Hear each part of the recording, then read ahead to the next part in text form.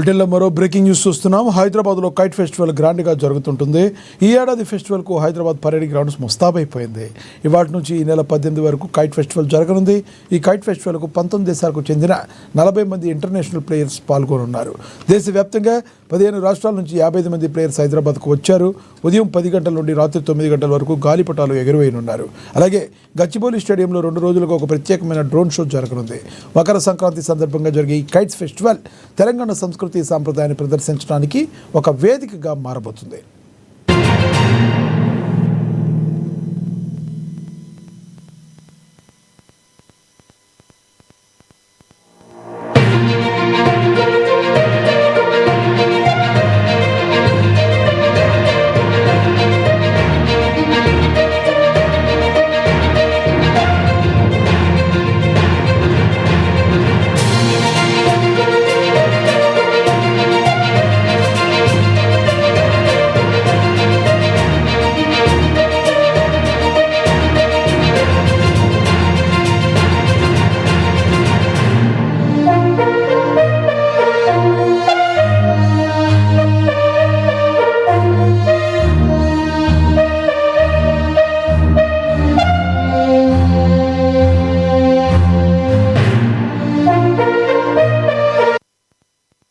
హైదరాబాద్లో kite festival గ్రాండ్గా జరుగుతూ ఉంటుంది. ఈ ఏడాది ఫెస్టివల్కు హైదరాబాద్ పరేడ్ గ్రౌండ్స్ ముస్తాబైపోయింది.